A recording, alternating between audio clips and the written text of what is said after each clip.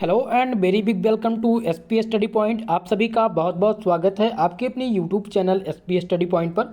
दोस्तों आज की ये क्लास है BSc second year fourth semester के छात्र छात्राओं के लिए, जिसमें आज हम लेकर के आए हैं आप सभी के लिए बॉटनी का ऑब्जेक्टिव मॉडल पेपर, जो आप सबके एग्जाम में बहुत ही ज़्यादा सहायक रहेगा। आज के इस मॉडल पेपर में हमने टॉप 100 MCQ प्रश्नों को चूज किया है, जो आपके आगामी एग्जाम में बहुत ही ज़्यादा सहायक रहेगा।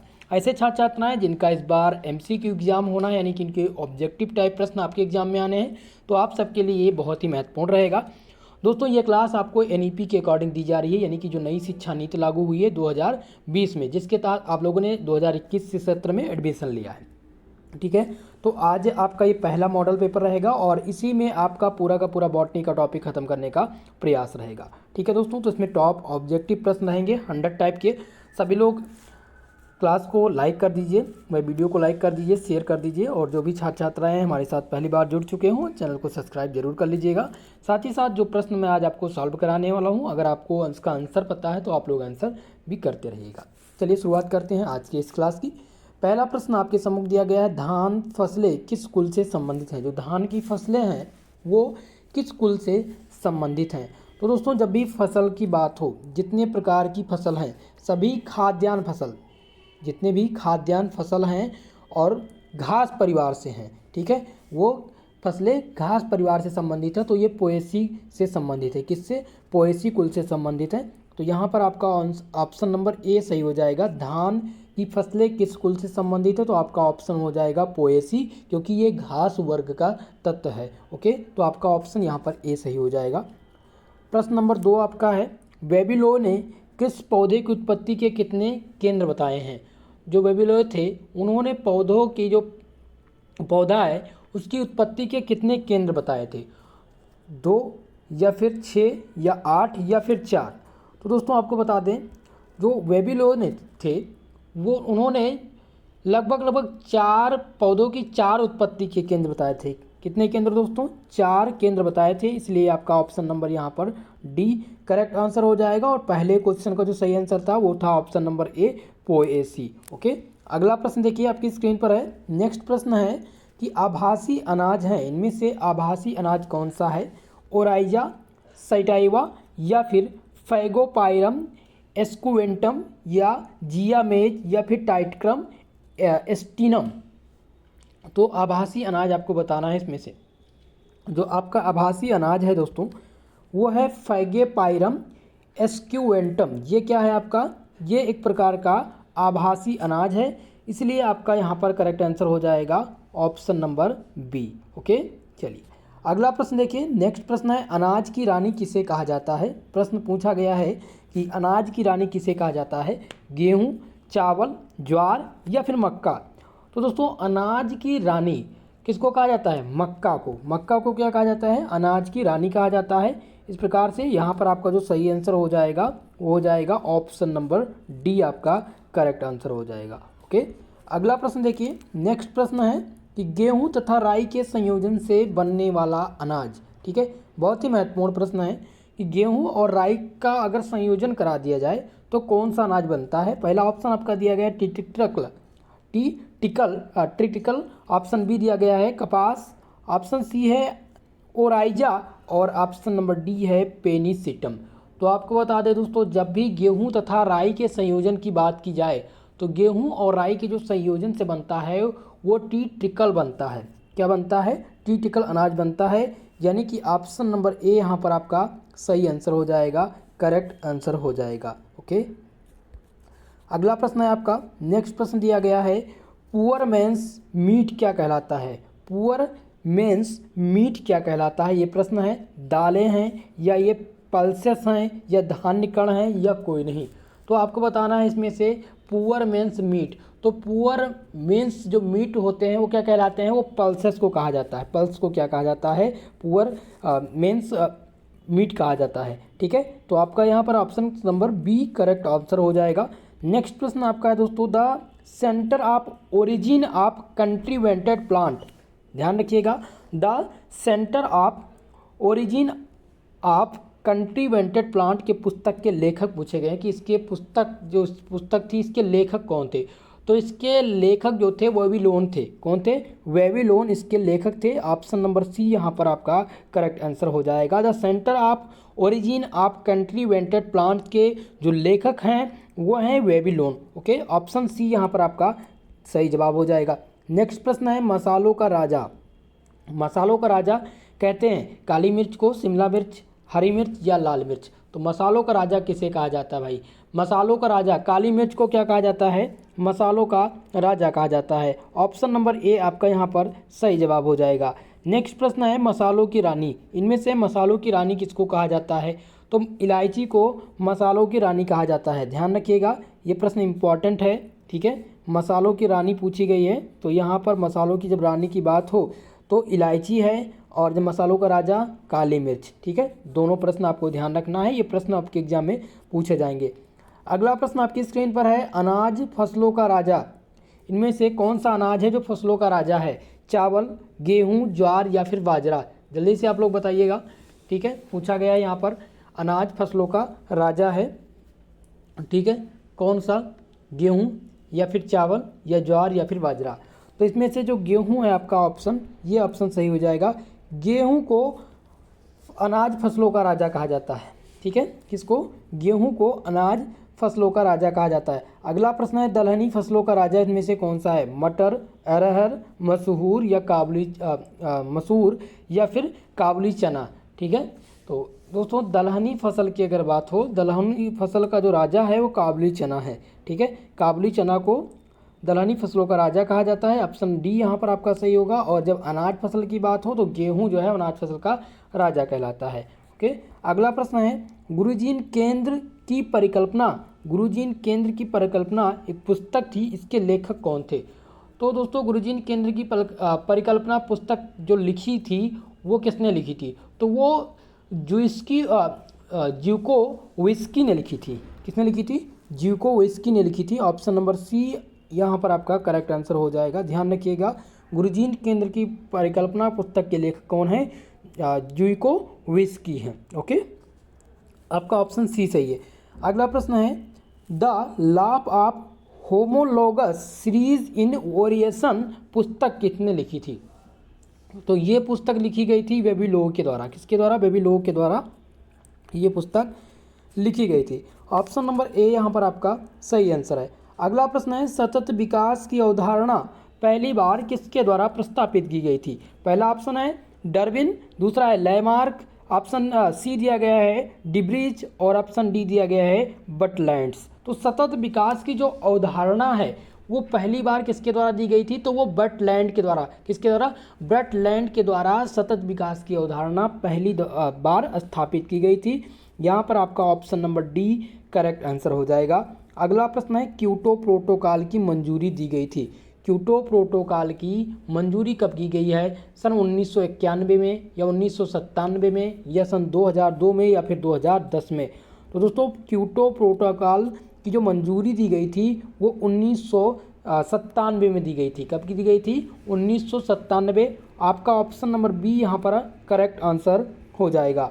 अगला प्रश्न है पास्ता बनाने में प्रयोग किया जाता है। इसमें से पास्ता बनाने में किसका प्रयोग किया जाता है? माइक्रोनी गेहूं का, सामान्य गेहूं या क्लब गेहूं या फिर ड्यूरम गेहूं का?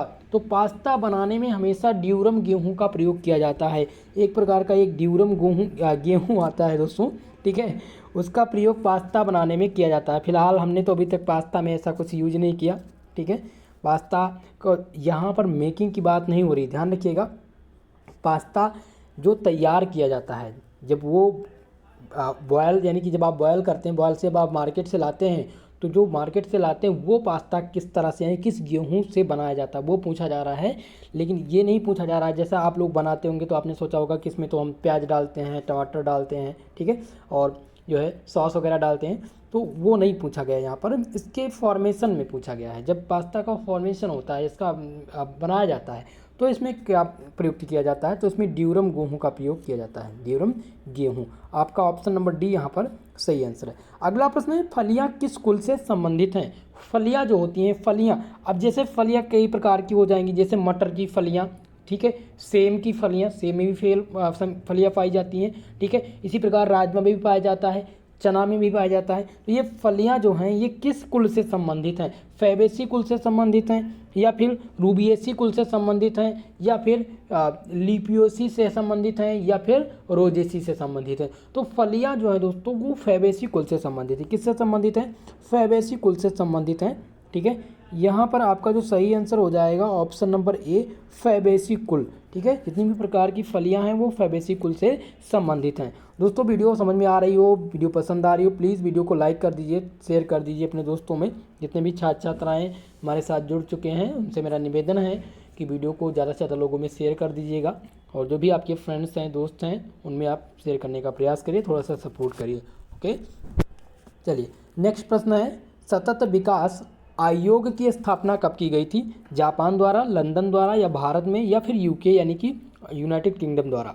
ठीक है, तो आपको बताना है कि सतत विकास आयोग की स्थापना किसके द्वारा की गई थी? तो सतत विकास आयोग की जो स्थापना है वो यूनाइटेड किंगडम के द्वारा की गई थी। किसके द्वारा? यूनाइटेड किंगडम के द्वारा, यानी कि ऑप्शन नंबर डी यहाँ पर आपका सही आंसर हो जाएगा, यूनाइटेड यानी कि यूके द्वारा, यूनाइटेड किंगडम के द्वारा। ओके, अगला प्रश्न है, दालचीनी पौधे के किस भाग से प्राप्त होता है? जो दालचीनी आप लोग छोड़ते हैं सब्जियों में, ठीक है, या एक प्रकार का मसाला है, ठीक है, तो ये दालचीनी जो है वो पौधे के किस भाग से प्राप्त होता है? क्या जड़ से प्राप्त होता है, या पत्ती से, या छाल से, या पुष्प से? तो दालचीनी अगर आप सभी ने देखा होगा तो ये पेड़ की छाल की तरह होता है। ठीक है, पेड़ की जो छाल नहीं होती है, जैसे शीशम की छाल देखते हैं, उसी प्रकार का ये होता है। ठीक है, तो ये छाल से प्राप्त होती है। किससे प्राप्त होती है दालचीनी? छाल से प्राप्त होती है पेड़ के। ऑप्शन नंबर सी यहाँ पर आपका सही आंसर है। नेक्स्ट प्रश्न देखिए, आपका अगला प्रश्न है, ज्यूस्की ने जो कोविस्की थे उन्होंने विश्व के कितने केंद्रों में विभाजन किया था? ज्यूस्की ने विश्व को कितने केंद्र में विभाजित किया था? तो इन्होंने जो विश्व को लगभग 12 केंद्र में, इनके अनुसार 12 केंद्र में विश्व को लगभग 12 केंद्र में विभाजित किया था। किसने? विश्व को ज्यूकोविस्की ने। ठीक है, कुछ थोड़ा सा इसमें क्लियरिटी भी नहीं है इस नाम में, और थोड़ा सा अटपटा नाम भी है दोस्तों। तो ये बॉटनी का हिंदी बहुत ही टफ होता है, इंग्लिश में आप थोड़ा सा समझ भी सकते हैं। ये हिंदी की वीडियो मैं इसलिए लेके आया हूँ क्योंकि बहुत सारे ऐसे छात्र हैं जो हिंदी मीडियम से और उनको दिक्कत होती है इंग्लिश में। बाकी हिंदी और इंग्लिश का नेक्स्ट मॉडल पेपर जो रहेगा वो हिंदी और इंग्लिश में रहेगा। पहला मॉडल पेपर मैंने हिंदी में दिया ताकि आप सब लोग भी इससे सहमत हो सकें, और ऐसा नहीं कि आप हिंदी नहीं समझते हैं, हिंदी आप लोगों ने पढ़ा होगा और ये सहायता भी करेगा आपके एग्जाम में। ठीक है, तो इस क्वेश्चन का आंसर आपका बी नंबर सही हो जाएगा। अगला प्रश्न है, पर्यावरण और विकास। ठीक है, नेक्स्ट प्रश्न है, पर्यावरण और विकास पर संयुक्त राष्ट्र सम्मेलन ब्राज़ील के किस शहर में हुआ था? रियो डी जेनेरियो में, या साओ पाउली में, या फिर ब्रासिलिया में, या सल्वाडोर में? तो यहाँ पर सबसे इम्पॉर्टेंट तो ये है कि पर्यावरण और सतत विकास की बात हो रही है। पर्यावरण और विकास पर जो संयुक्त राष्ट्र सम्मेलन हुआ था वो ब्राज़ील के रियो डी जेनेरियो में हुआ था। कहाँ पे हुआ था? ये ब्राज़ील के एक शहर में जिसका नाम है रियो डी जेनेरियो। यहाँ पर पर्यावरण और विकास पर संयुक्त राष्ट्र सम्मेलन हुआ था, और रियो डी जेनेरियो कहाँ है? ब्राज़ील में स्थित है। और रियो डी जेनेरियो किससे संबंधित है? यह पर्यावरण और विकास से संबंधित है, जो कि संयुक्त राष्ट्र सम्मेलन हुआ था ब्राज़ील में, और वहाँ सम्मेलन में पहली बार पर्यावरण और विकास पर संयुक्त राष्ट्र सम्मेलन ब्राज़ील में हुआ था, रियो जेनेरियो में। ओके, तो प्रश्न चाहे जैसे भी घुमाए, आपको याद रखना है दो चीज़। पहला तो याद आपको होना चाहिए पर्यावरण और विकास। पर्यावरण और विकास पर संयुक्त राष्ट्र सम्मेलन हुआ कहाँ पर? ब्राज़ील में, ब्राज़ील के एक शहर में जिसका नाम है रियो डी जेनेरियो। ठीक है, ऑप्शन नंबर ए आपका यहाँ पर सही आंसर है। अगला प्रश्न है, पौधों की खेती की शुरुआत मानी जाती है, जो पौधा है उसकी खेती की शुरुआत कब मानी जाती है? नवपाषाण काल में, या फिर पुरापाषाण काल में, या हेमियोपैथिक में, होम्योपैथिक में, या फिर ऑप्शन नंबर डी है कोई नहीं। तो पौधों की खेती की जो शुरुआत है दोस्तों वो होम्योपैथिक द्वारा की गई थी। ऑप्शन नंबर यहाँ पर सी आंसर आपका सही आंसर हो जाएगा, करेक्ट आंसर है। ये प्रश्न देखिए पूछा जा सकता है आपसे, और इस टाइप के प्रश्न पूछे जाएंगे कि ये बताइए पौधों की खेती जो है उसकी शुरुआत कब मानी जाती है? नवपाषाण काल में, पुरापाषाण काल में? अगर नवपाषाण काल में बात करें तो नवपाषाण में काल में तो पहिए का आविष्कार हुआ। तब यहाँ पर पेड़ पौधे की खेती नहीं की जाती थी, तो जो वनस्पतियाँ उगती थी उन्हीं पर वो निर्भर होते थे मानव उस समय, ठीक है। और पूरा पाषाण काल के तो कह नहीं सकते, तो यहाँ पर होम्योपैथिक आपका ऑप्शन सही आंसर होगा। ओके, अगला प्रश्न है जो बहुत ही महत्वपूर्ण है, रबर की खोज। रबर की खोज की गई थी किसके द्वारा? कोलंबस के द्वारा, या फिर गुडईयर द्वारा, या डलनप द्वारा, या फिर हिल के द्वारा। तो दोस्तों आपको बता दें, रबर की जो खोज की गई थी वो गुडईयर के द्वारा की गई थी। किसके द्वारा की गई थी? गुडईयर के द्वारा। इनका पूरा नाम है चाइल्ड्स गुडईयर, ठीक है। जिन्होंने खोज किया था रबर का, उनका पूरा नाम है चाइल्ड्स गुडईयर। इन्होंने रबर की खोज की थी। ओके, तो आपका ऑप्शन नंबर यहाँ पर बी सही आंसर हो जाएगा। अगला प्रश्न है, कोकरस न्यूसीफेरा किस कुल से संबंधित है? तो कोकरस न्यूसीफेरा जो है ये इसे आटम कोकरस के नाम से भी जानते हैं। इसको आटम कोकरस के नाम से जानते हैं, ध्यान रखिएगा। आटम कोकरस, कभी कभी आपको हो सकता है ऑप्शन इसी तरह से मिल जाए, क्वेश्चन इसी तरह से मिल जाए कि आटम कोकरस न्यूसीफेरा किस कुल से संबंधित है। ऑप्शन दिया गया है आपका फेबेसी, सोलेनेसी, पामी और पोएसी। तो अब बात कर लेते हैं कि जो कोकरस न्यूसीफेरा है इसके अंतर्गत कौन कौन से पेड़ पौधे आते हैं। तो इसके अंतर्गत ये सबसे पहले तो आप ये ध्यान रखिएगा, ये एक बीज पत्री वाला वृक्ष होता है, एक बीज पत्री होता है, ठीक है। जो काकरस न्यूसीफेरा होता है वो एक बीज पत्री होता है, यानी कि जिसमें एक बीज पाए जाते हैं, केवल एक बीज पत्री। इसके अंतर्गत कौन कौन से आते हैं एक बीज पत्री के अंतर्गत? आपका ताड़ का पेड़ आता है, नारियल, खजूर, ये सभी क्या है? कोकरस न्यूसीफेरा के अंतर्गत आते हैं।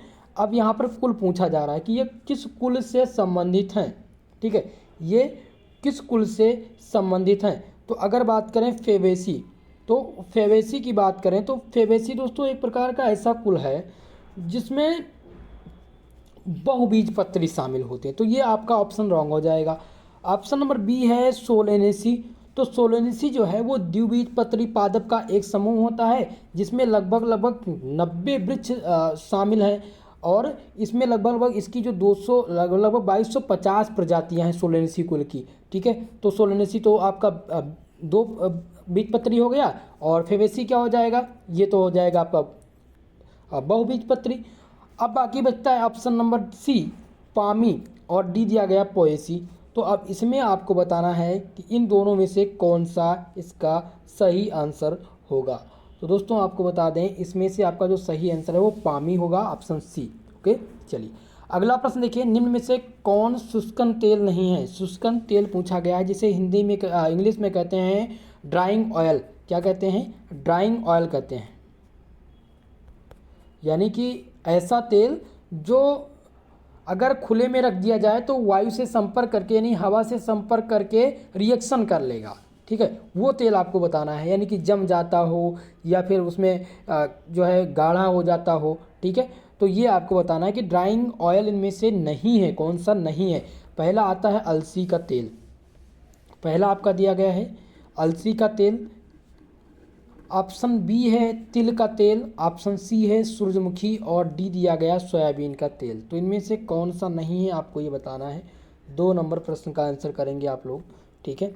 तो इनमें से शुष्कन तेल नहीं है। शुष्कन का मतलब कि ये जो वायु से संपर्क में आके रिएक्शन ना करता हो। तो यहाँ पर आपका जो सही आंसर है वो तिल का तेल हो जाएगा। तिल का तेल जो है वायु के संपर्क में अगर खुला रखें, चाहे जैसे भी रखें, तो उसमें कोई परिवर्तन आपको नहीं दिखेगा। बाकी अगर अलसी का तेल रख देंगे तो जम जाएगा। सूरजमुखी का भी तेल और सोयाबीन का तेल से तो आप सभी लोग परिचित हैं कि किस प्रकार से मिलता है मार्केट में। ओके, तो ऑप्शन बी यहाँ पर आपका सही होगा, शुष्कन तेल से संबंधित, ध्यान रखिएगा।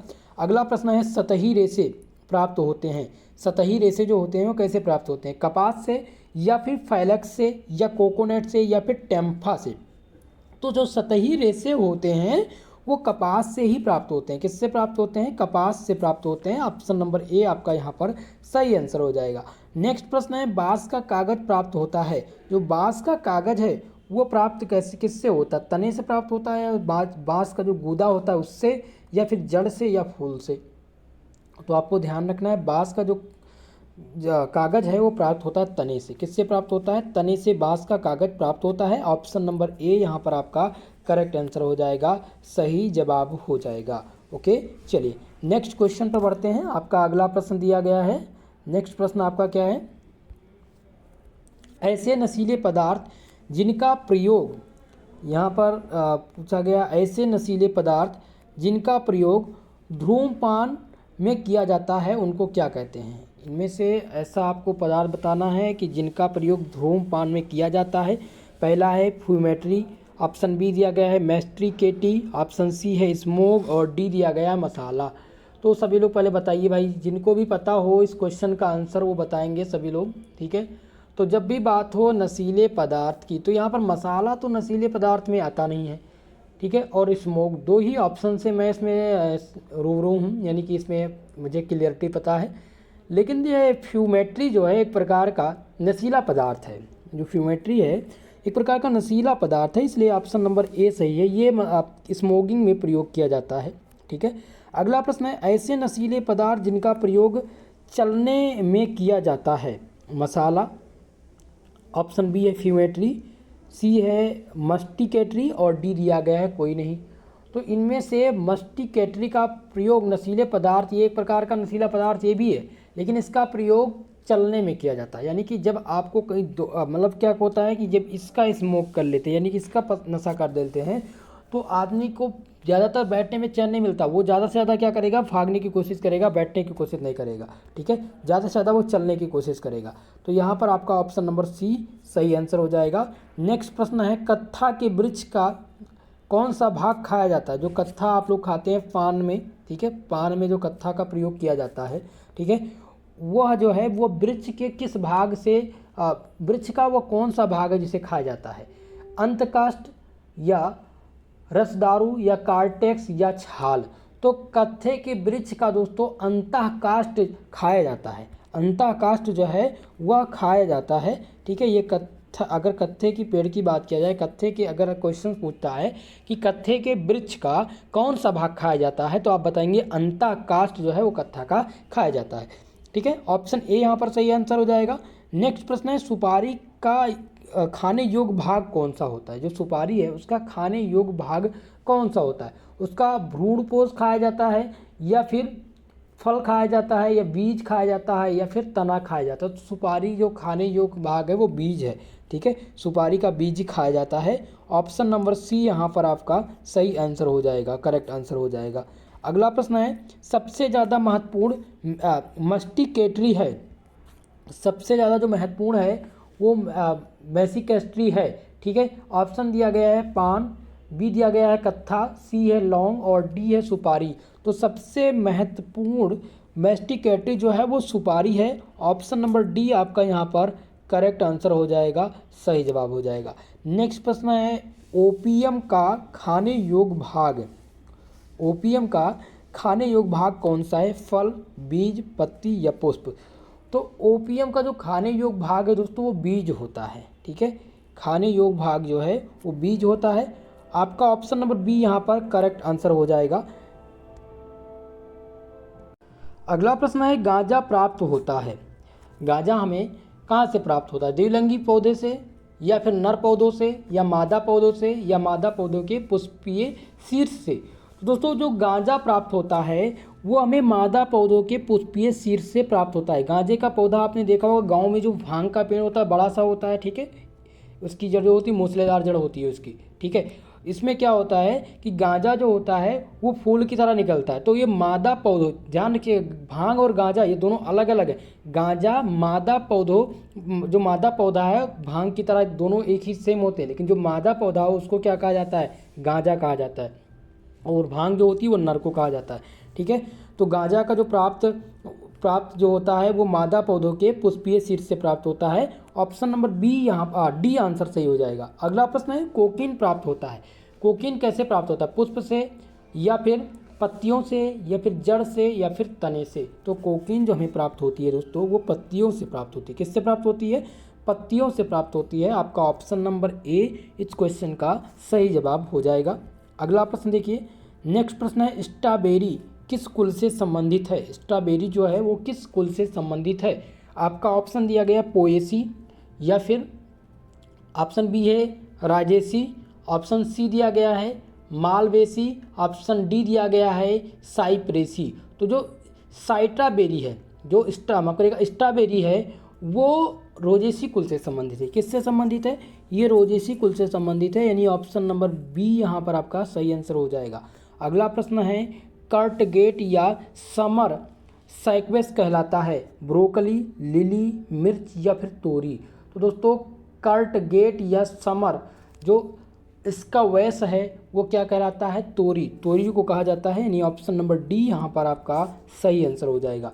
अगला प्रश्न है लिली एशियाई संकर किस्म हैं ड्रीमलैंड, स्टार गेजर या फिर टाइगर विली या फिर नेटो स्टार। तो लिली एशियाई जो संकर की किस्म है वो ड्रीमलैंड है। ठीक है, ड्रीमलैंड जो है वो लिली एशियाई संकर की एक प्रकार की किस्म है। ऑप्शन नंबर ए यहाँ पर आपका करेक्ट आंसर हो जाएगा। नेक्स्ट प्रश्न है मीठी मिर्च के रूप में किसे जाना जाता है? मीठी मिर्च के रूप में किसे जाना जाता है?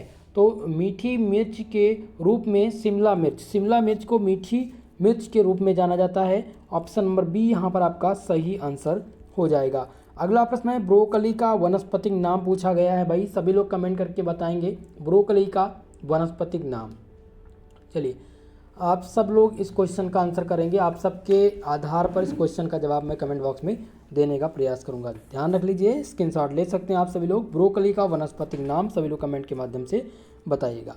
अगला प्रश्न है CEA का पूर्ण रूप क्या है?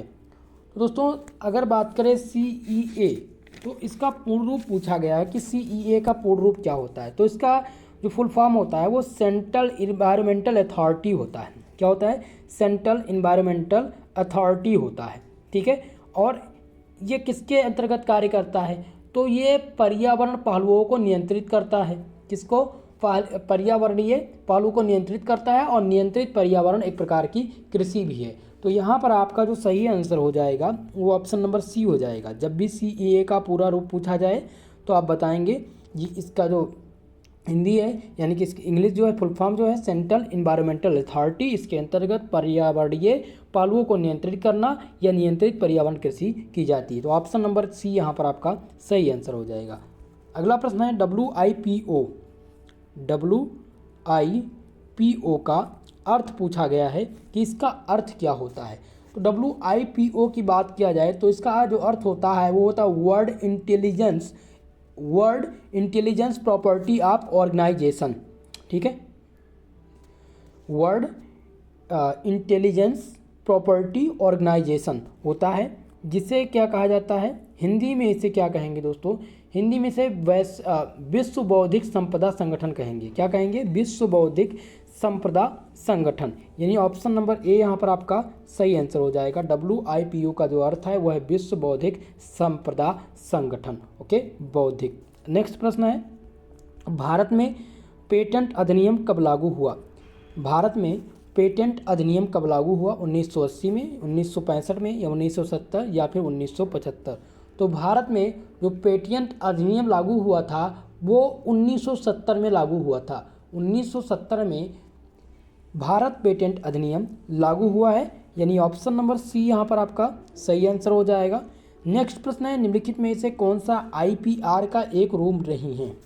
IPR का एक रूप नहीं है, यहाँ पर रूप नहीं पूछा गया, एक रूप नहीं है। पेटेंट आपका बी नंबर दिया गया। ट्रेडमार्क ये भी एक रूप है IPR का। ऑप्शन सी दिया गया है संपत्ति, तो यहाँ पर संपत्ति आपका ऑप्शन गलत हो जाएगा। ये IPR का रूप नहीं है, बल्कि कॉपीराइट, पेटेंट और डेनमार्क ये सभी IPR के एक प्रकार के रूप हैं IPR के, लेकिन संपत्ति नहीं शामिल है इसमें। ओके, तो यहाँ पर आपका जो सही आंसर हो जाएगा ऑप्शन नंबर सी हो जाएगा। नेक्स्ट प्रश्न पर बढ़ देंगे। WTO की स्थापना, ठीक है, WTO की स्थापना हुई थी। तो WTO की जो स्थापना हुई थी दोस्तों वो कब हुई थी? जल्दी से सभी लोग बताइए। तो WTO की जो स्थापना हुई थी वो हुई थी 1995 ईस्वी में। कब हुई थी? 1995 ईस्वी में WTO की स्थापना की गई थी। ऑप्शन नंबर सी यहाँ पर आपका करेक्ट आंसर हो जाएगा। नेक्स्ट प्रश्न है वर्तमान में WIPO के कितने सदस्य देश हैं? ठीक है, जो वर्तमान में WIPO के कितने देश सदस्य हैं? 170, 193, 200 या 250? तो लगभग WIPO में 193 देश सम्मिलित हैं। ठीक है, वर्तमान की बात किया जाए तो लगभग 193 देश इसमें सम्मिलित हैं। ऑप्शन नंबर बी आपका यहाँ पर सही आंसर हो जाएगा। और WIPO यानी कि वर्ल्ड इंटेलेक्चुअल प्रॉपर्टी ऑर्गेनाइजेशन होता है इसका मतलब। और हिंदी में इसे क्या कहते हैं? हिंदी में दोस्तों इसे क्या कहते हैं? हिंदी में इसे विश्व बौद्धिक संपदा संगठन के नाम से जानते हैं। ठीक है, तो इस यहाँ पर ऑप्शन नंबर बी 193 देश इसमें सम्मिलित हैं। अगला प्रश्न है, विश्व बौद्धिक संपदा दिवस कब मनाया जाता है? विश्व बौद्धिक संपदा दिवस कब मनाया जाता है? तो आपका ऑप्शन दिया गया है यहाँ पर 26 जनवरी को, 26 फरवरी को, 26 मार्च या 26 अप्रैल। तो 26 अप्रैल को विश्व बौद्धिक संपदा दिवस के रूप में मनाया जाता है। आपका ऑप्शन नंबर यहाँ पर डी आंसर सही होगा। अगला प्रश्न है, WIPO के प्रमुख हैं। WIPO के प्रमुख कौन हैं? पहला ऑप्शन दिया गया है हिल, दूसरा है आपका फ्रांसिस गुरी, ऑप्शन सी दिया गया फ्रांसिस गाल्टन और डी दिया गया कुर्क। तो WIPO के जो प्रमुख हैं दोस्तों वो कौन है? फ्रांसिस गुरी। फ्रांसिस माफ करेगा गुरी। ठीक है, फ्रांसिस एक गुरु जी हैं। ठीक है, फ्रांसिस गुरु जी के नाम से एक वैज्ञानिक थे। ठीक है, जो रसायन शास्त्री थे, उन्होंने बहुत अच्छा योगदान दिया है बॉटनी में। ठीक है, तो उनका नाम मेरे जुबान पे आ गया, लेकिन यहाँ पर है WIPO की जब बात हो तो फ्रांसिस गुरी जो हैं इसके जो हैं प्रमुख हैं। ऑप्शन बी नंबर यहाँ पर आपका सही आंसर होगा। नेक्स्ट प्रश्न है, WIPO के अस्थाई पर्यवेक्षक का दर्जा प्राप्त है। तो इसमें अस्थाई दर्जा जो प्राप्त है वो फिलिस्तीन को प्राप्त है। WIPO के अस्थाई पर्यवेक्षक के रूप में जिसे दर्जा प्राप्त है वो फिलिस्तीन को प्राप्त है। इसमें अमेरिका, स्विट्जरलैंड और जापान इनको नहीं यानी कि ये सम्मिलित तो हैं, लेकिन इनको पर्यवेक्षक का दर्जा किसको प्राप्त है? केवल और केवल फिलिस्तीन को प्राप्त है। ऑप्शन नंबर ए यहाँ पर आपका सही आंसर होगा। अगला प्रश्न है, TIFAC माफ करेगा, यहाँ पर जो पूछा गया है TIFAC की स्थापना कब हुई थी? तो सबसे पहले तो ये जान लेते हैं इसका फुल फॉर्म, इसका मतलब क्या होता है। तो टी से टेक्नोलॉजी, आई से आपका हो जाएगा इंफॉर्मेशन, और एफ से हो जाएगा फॉरेस्टिंग, और ए से हो जाएगा असाइनमेंट, और सी हो जाएगा काउंसिल। ठीक है, तो इसका पूरा मतलब क्या हो जाएगा? Technology, information, foresting, assignment, council. ठीक है, अब इसकी स्थापना कब की गई थी? तो इसकी स्थापना की गई थी 1988 में। कब की गई थी? 1988 में की गई थी। इस प्रकार से यहाँ पर जो आपका सही आंसर हो जाएगा ऑप्शन नंबर ए हो जाएगा 1988। अगला प्रश्न है, WIPO का मुख्यालय कहाँ स्थित है? तो WIPO का जो मुख्यालय है वो जनेवा में स्थित है। कहाँ पर? जनेवा स्विट्जरलैंड में ये स्थित है। WIPO का मुख्यालय जनेवा स्विट्जरलैंड में स्थित है। और TIFAC की स्थापना 1988 ईस्वी में हुई थी। अगला प्रश्न है, पेटेंट की वैधता कितने समय तक चलती है? तो पेटेंट की वैधता ऑप्शन दिया गया 5 साल चलती है, या फिर ऑप्शन बी है 10 साल, ऑप्शन सी 15 साल या 20 साल। तो दोस्तों पेटेंट की जो वैधता है वो लगभग 20 साल चलती है, इसीलिए आपका ऑप्शन नंबर सी यहाँ पर सही आंसर होगा। अगला प्रश्न है, ग्रेट ब्रिटेन ने किस वर्ष पेटेंट अधिनियम का पहला संस्करण पेश किया था? 1955 में, 1956 में, 57 में या फिर 58 में? तो ग्रेट ब्रिटेन ने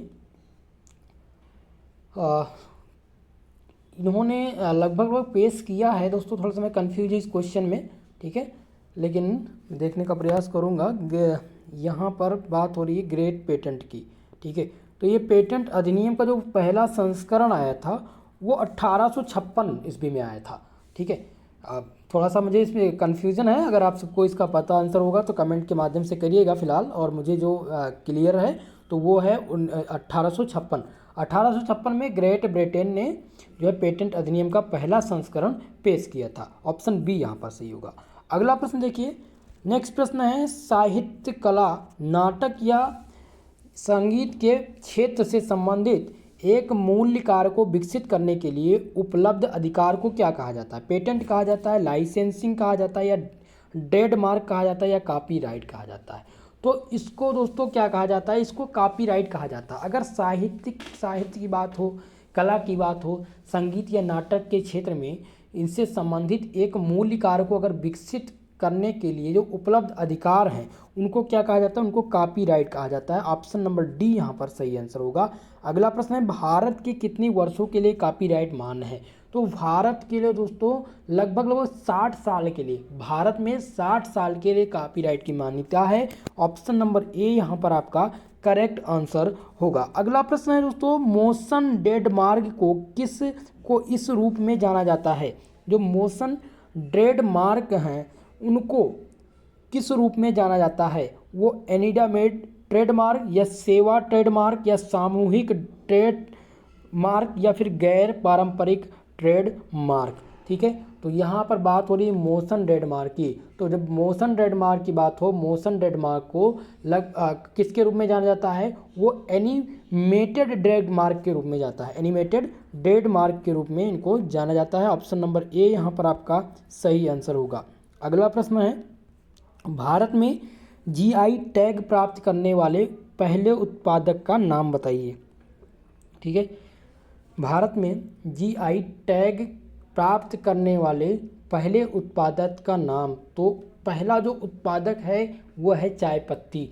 चाय पत्ती को जीआई टैग मिला था भारत में सर्वप्रथम। ठीक है, और जो कि पश्चिम बंगाल की दार्जिलिंग चाय है। ठीक है, यहाँ पर आपका ऑप्शन नंबर ए सही हो जाएगा। भारत के जीआई टैग प्राप्त करने वाले जो पहले उत्पादक हैं वो हैं दार्जिलिंग की चाय, पश्चिम बंगाल की। ओके, ऑप्शन नंबर ए यहाँ पर आपका सही आंसर हो जाएगा। अगला प्रश्न है, बौद्धिक संपदा अधिकार के व्यवहार संबंधी पहलू किस वर्ष लागू किए गए? बौद्धिक संपदा अधिकार जिसे कहा जाता है TRIPS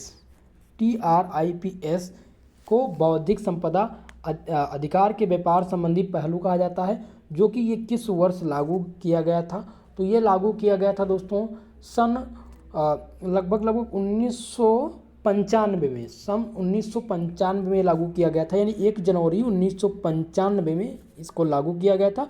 ऑप्शन सी यहाँ पर आपका सही आंसर हो जाएगा।